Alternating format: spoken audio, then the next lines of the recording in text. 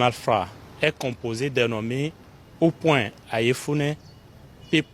Essodina, T. Razak et T.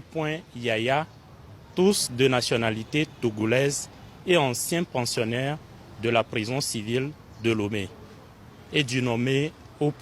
Kefia.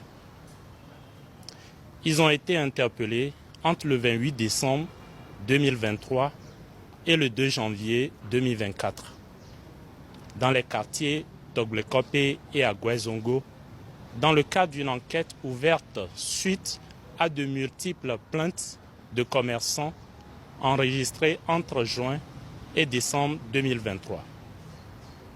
Ces individus prennent généralement pour cible de grands commerçants à qui ils se présentent comme étant des patrons d'entreprises à la recherche de marchandises. Ils font ensuite des achats de grande valeur et font exprès de traîner leur paiement jusqu'à l'heure de fermeture des banques. Ils remettent alors des chèques à leurs victimes, sachant bien que les banques ont fermé et que cette dernière ne peut y passer pour encaisser le dit chèque. Ils font enfin convoyer les marchandises par un conducteur de camion qui en réalité se trouve être leur complice vers un magasin loué juste pour la circonstance.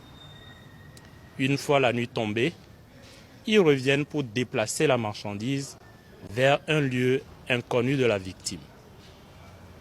Cette dernière, lorsqu'elle se présente à la banque le lendemain, se voit informée qu'il s'agit soit d'un chèque sans provision, soit d'un chèque falsifié.